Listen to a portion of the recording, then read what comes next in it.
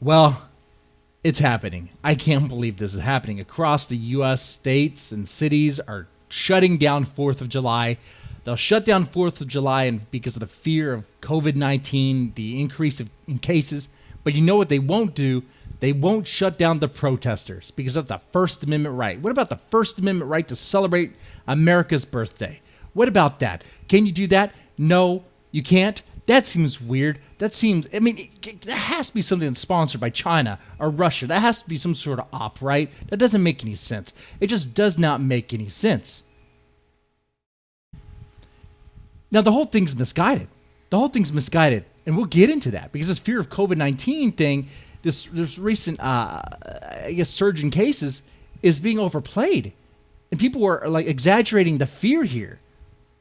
And maybe I'll eat crow one day when I get sick. Okay, maybe.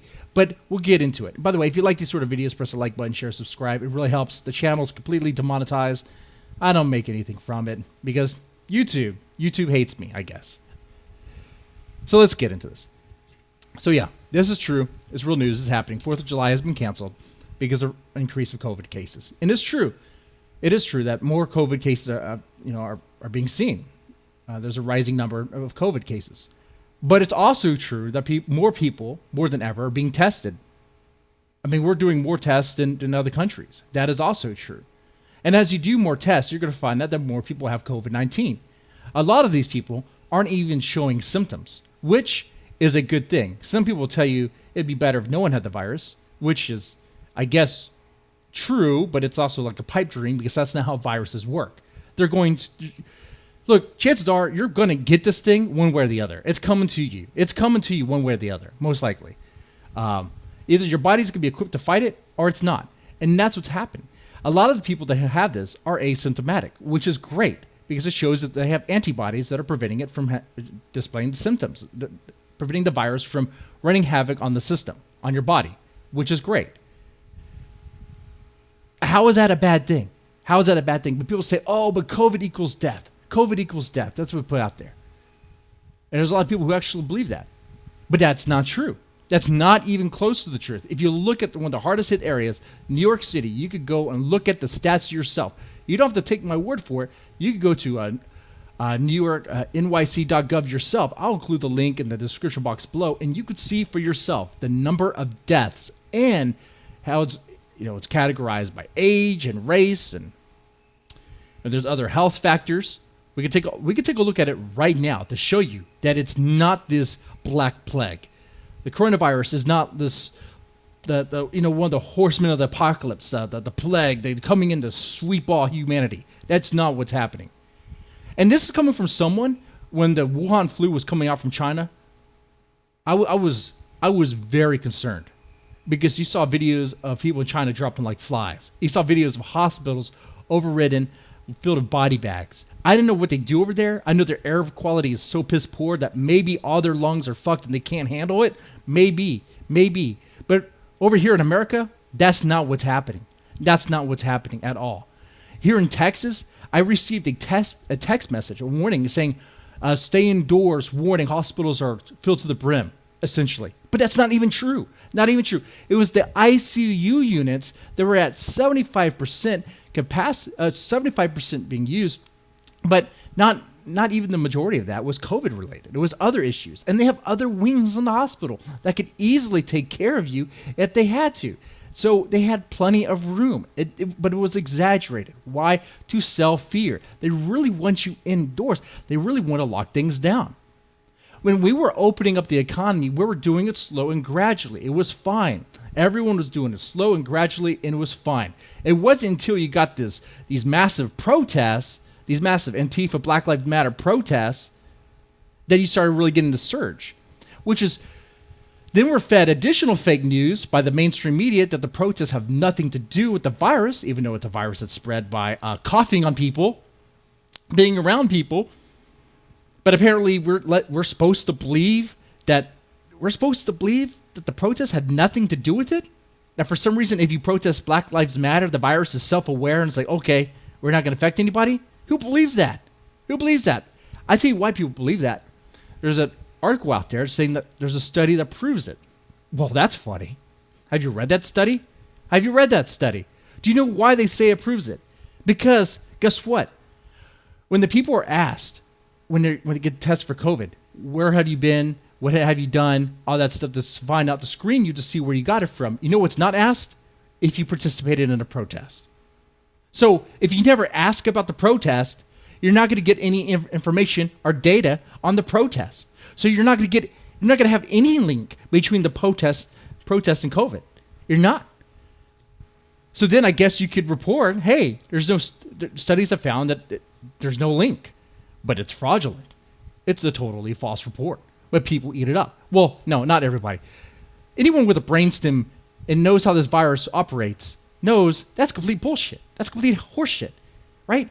You can't believe anything that the news tells you anymore, anymore at all. It's like they exaggerate everything. You got to look at the data yourself. You got to look at the information yourself to make an assessment. So let's do that right here.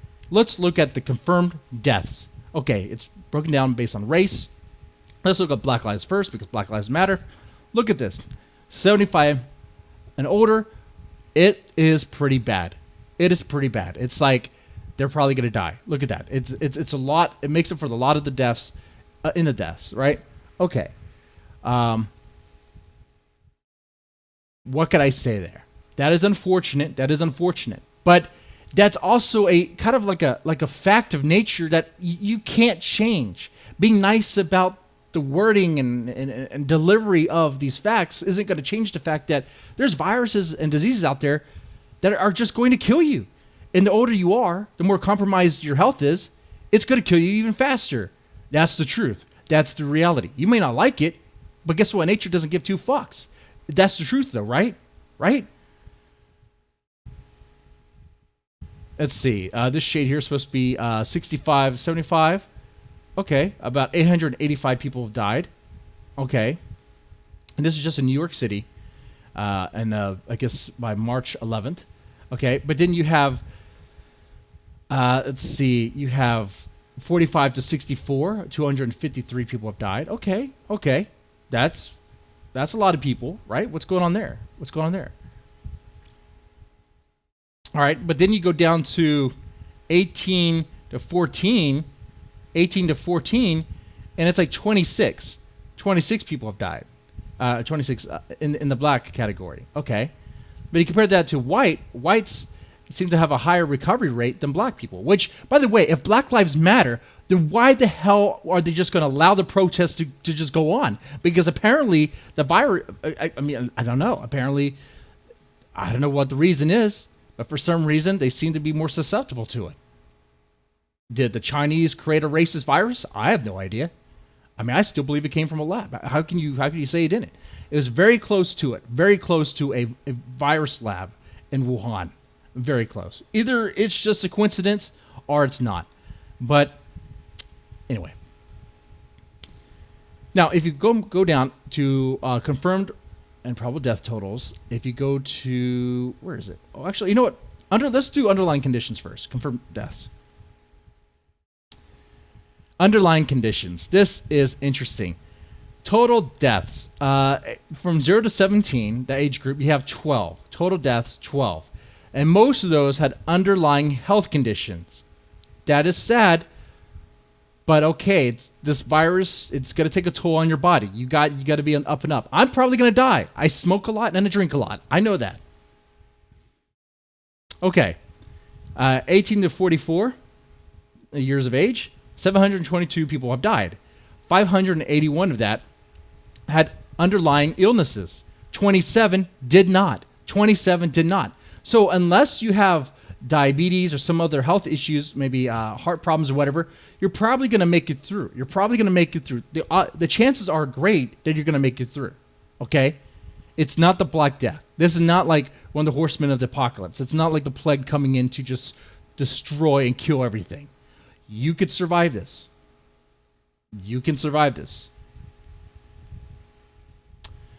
By the way, this is assuming that you are not one of the asymptomatic types. If you are asymptomatic, then you don't have to worry about any of this because your body, for whatever reason, maybe because God, or I don't know, other factors, you're just more equipped to deal with it, okay? Take your lucky stars on that one. I don't know. 45 to 64 age group. Once again, you have 4,000 deaths. Majority of that underlying conditions. Let's go look at grandma and grandpa. 75 and older. Age 75 and older. That is a tough age.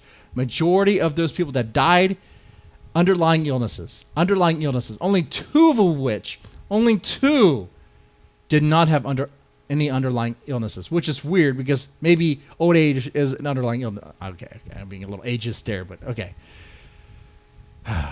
So what I'm trying to tell you here, I understand that people are worried about the virus. Sure, be worried, be cautious, but you don't have to be locked in your house in fear.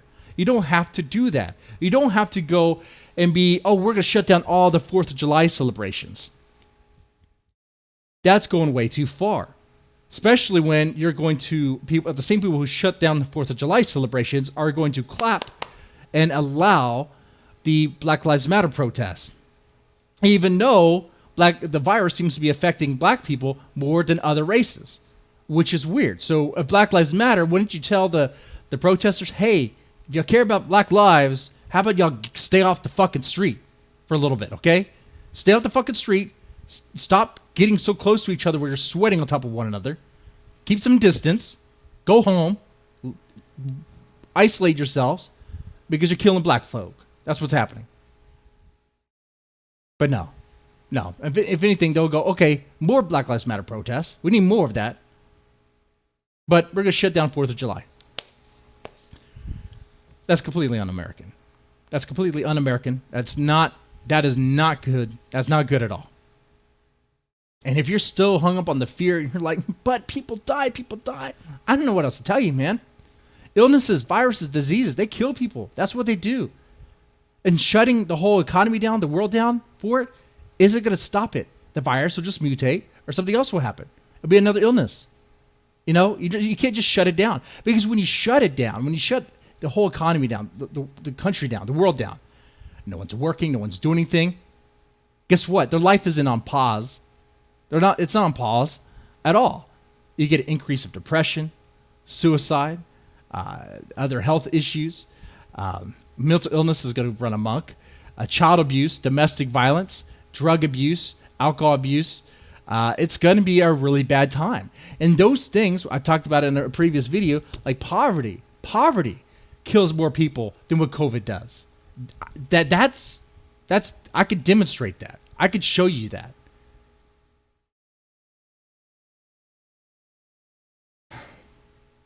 You can't shut everything down. You can't. I understand that people are concerned about the grandma and grandpa. And they should be. Okay. But I don't know what else to tell you. I know it's going to sound crass and crude, but I'm that guy at times. They're going to die. We're all going to die at some time. We're all going to die at some point. Okay? I know that's crude to say. No one wants to hear that. And I do not wish death or hardship on anybody like that. But there's nothing I can say or do to stop COVID. There's nothing you could say or do to stop COVID. It's coming. Just be safe when it does. Take precautions to help prevent it for yourself. And if you do get it, well, actually, before you get it, take vitamins, take certain things and try to improve your health. Maybe you're really concerned about it. Don't smoke so much, drink so much, maybe work out a little bit, maybe test your lungs because the lungs really take a heavy hit. People say permanent damage. You know what? The whole permanent damage thing, this is coming from the same doctors that also say other things about the virus that aren't really true because there's some doctors saying that supposedly COVID could cause diabetes now. I don't. Tell me about the permanent lung damage maybe a few months down the road when we actually see that as permanent. Because maybe the lungs can heal because that's what organs do, right? They do heal. So I'm not really buying the permanency of the lung damage. And neither should you, just because some expert says. Man, these experts been saying, they've been twisting their words around. They've been, they said, don't wear masks, didn't wear masks. They said, your dogs can't get it. Oh, your dogs can get it. Oh, don't worry, you can't get it by human contact. Oh, but you can get it by human contact. Only certain type of masks work, which actually that is kind of true. Only certain masks work. Most masks don't work. So these supposed experts may know, may not know. And then when a doctor comes out and says, actually, there's very little deaths in this area, then other doctors are like, oh, he doesn't know what he's talking about. He's a quack, It's like you could choose your expert at this point, right? So much disinformation. It's chaos. It's chaos out there. And with that, I could say is try to be safe. Do what you can. Take vitamins, vitamin E, vitamin C, D. Get more exposure to the sun. Apparently, the sunlight helps kill the virus. Okay. I mean, that helps. Do things to improve your lungs. Test out your lungs, breathing exercises, I suppose. Do things to help prevent you from getting it. But if you do get it, all right, there's things you could do to help treat it. So, do that. Anyway, let me know what you think about this in the comment section down below. This is a little bit longer, but if you've made it this far, thank you so much. Y'all have a good one. Y'all take it easy.